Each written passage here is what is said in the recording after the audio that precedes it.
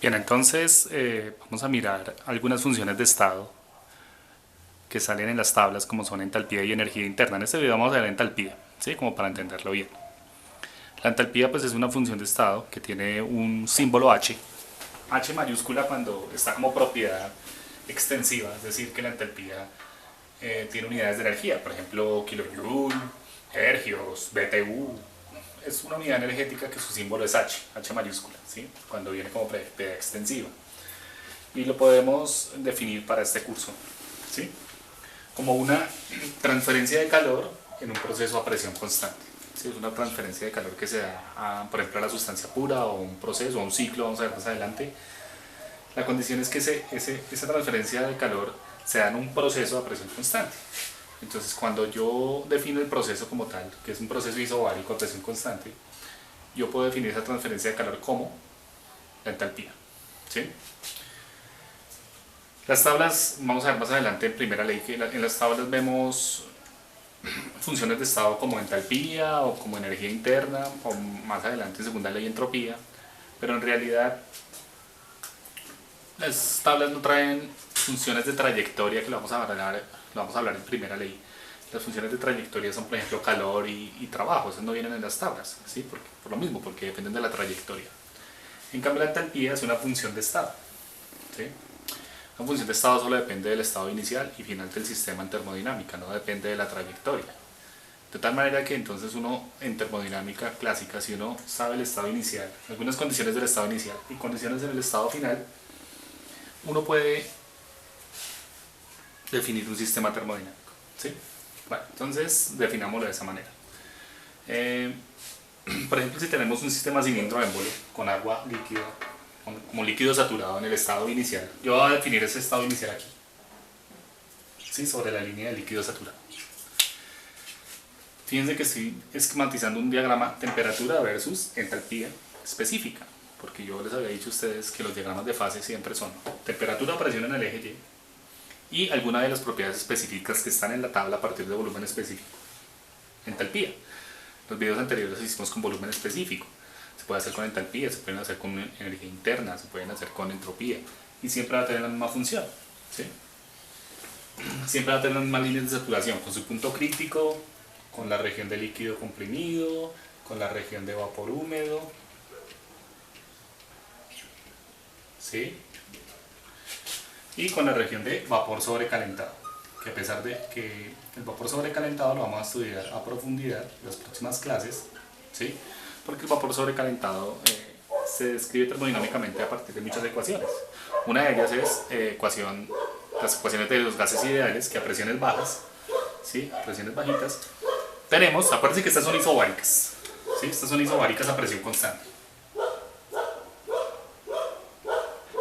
¿vale? Entonces las isobáricas me están diciendo que aquí en el proceso esta presión es constante y cuando tenemos presiones bajitas lejos del punto crítico vamos a estudiar gases ideales y cerca del punto crítico vamos a estudiar gases reales, los que se manejan de manera no ideal. Pero eso ya es tema hablemoslo más adelante. ¿Mm? Bueno, entonces todavía estamos aquí para estudiar las funciones de energía que me salen en las tablas y la entalpía es una de ellas. Entonces fíjense que estoy esquematizando mi diagrama temperatura en función de la entalpía específica. Entonces, ¿qué pasa? Las tablas termodinámicas en fisicoquímica, cualquier tabla que ustedes encuentren datos termodinámicos, no vienen funciones como tal extensivas, ¿sí? Sino propiedades intensivas. Entonces, por ejemplo, en las tablas ustedes van a observar la entalpía específica. Todo término específico quiere decir que va en función de la masa. Específica es una función de estado y específica siempre le vamos a poner las letras minúsculas, tal como están en las tablas. Entonces, fíjense, la entalpía es H. Pero entonces la entalpía específica se da en minúscula y es H, que es la entalpía, es una transferencia de calor en un proceso a presión constante sobre la masa. Entonces sus unidades las que vamos a trabajar van a ser kilojoules sobre kilogramo en el sistema internacional o British Thermal Unit sobre libra masa en el sistema inglés. ¿Sí? También vamos a ver una entalpía molar, que será el símbolo H minúsculo con una línea arriba. Esta línea arriba siempre significan propiedades molares en las tablas. Y en lo que nosotros vamos a trabajar, la línea arriba se quiere decir molar, es decir, entalpía sobre el número de moles. Vamos a utilizar N para hablar de moles, ¿vale? Entonces en el sistema internacional kilojoule sobre kilomol y en el sistema inglés BTU, British Thermal Unit sobre milamol. ¿Sí? Esos son los términos de entalpía como propiedad intensiva. Recuerden, la propiedad intensiva no depende de la extensión del sistema. Por eso están sobre kilogramo o sobre kilomol. Y esas son las que nosotros encontramos en las tablas. Entonces, ustedes van a observar allá, miren en la tabla 4. H sub F, H sub G, H sub F y H sub G. La entalpía H sub F es la entalpía específica del líquido saturado. Y es lo siguiente, que si yo hago un diagrama de temperatura en función de la entalpía específica e interpolo este valor, ese es el valor de H sub F. ¿Sí? Uy, esa es H tan fea. ¿Vale?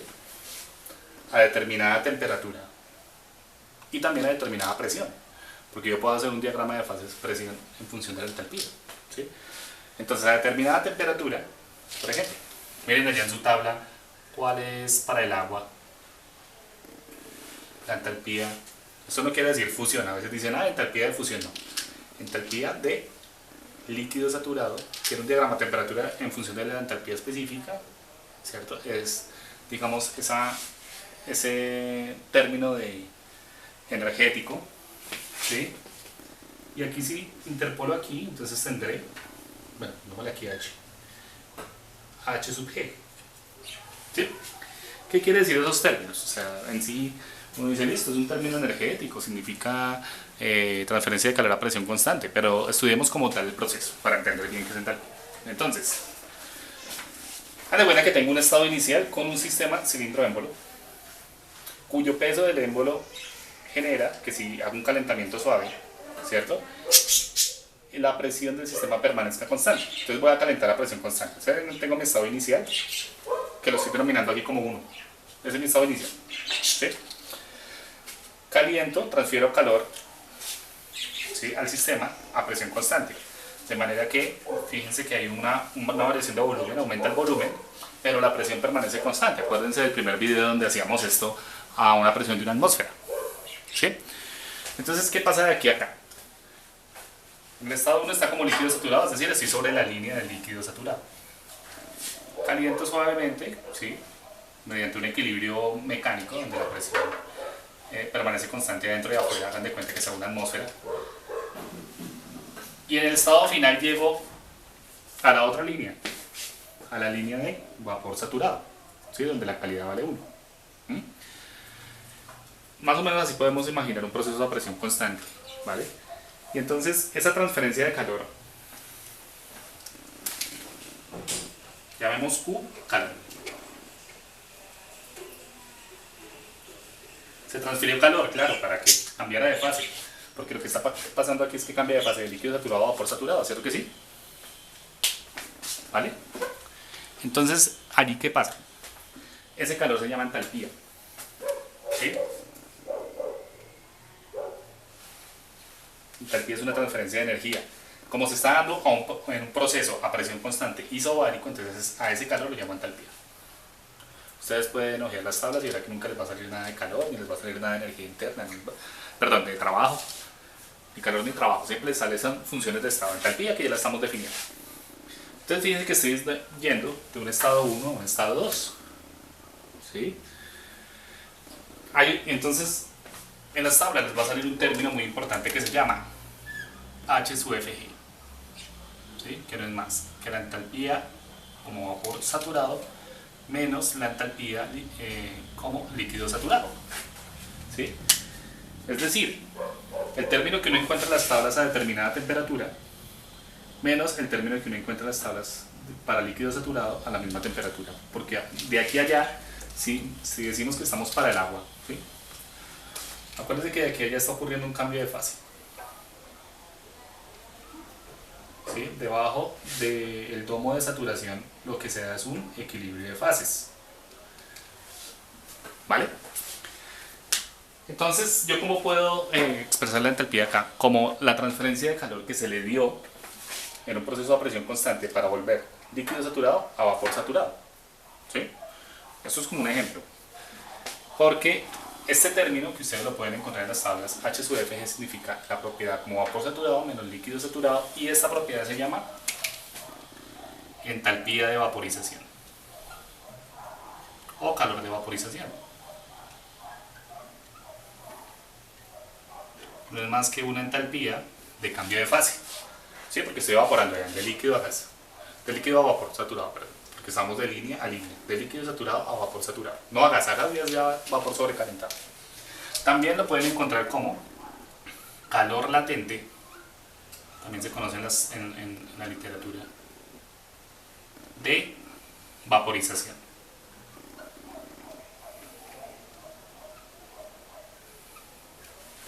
¿Sí? Calor latente de vaporización.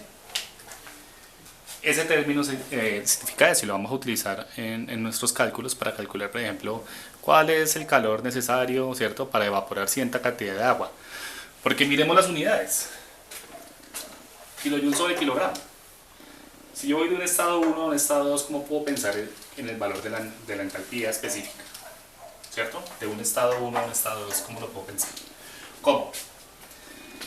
La cantidad de energía necesaria para que un kilogramo de agua, si lo pensamos aquí específico, para que un kilogramo de agua cambie de fase de líquido saturado a vapor saturado a cierta temperatura. ¿Sí? Por ejemplo, a 100 grados Celsius. Busquen este valor en la tabla, que significa el calor de vaporización o calor latente de vaporización. Búsquenlo a 100 grados Celsius, en la tabla A4. Ese valor, ¿qué va a decir? Que para evaporar un kilogramo de agua de líquido saturado a vapor saturado a cierta temperatura se necesita cierta cantidad de energía en kilojoules. ¿Cuál es esa cantidad de energía? La de las tablas. O si lo pensamos en términos molares, para pasar de un estado 1 de líquido saturado a vapor saturado a presión constante a cierta temperatura, ¿cierto?, para evaporar un kilomol de agua, ¿sí?, de agua líquido saturado a vapor saturado, necesito cierta cantidad de energía siempre y cuando el proceso sea a presión constante. ¿Vale? Ese es el término de entalpía. Y ese término lo vamos a utilizar cuando tengamos que hacer cálculos energéticos, por ejemplo, de calor, de cambio de fase.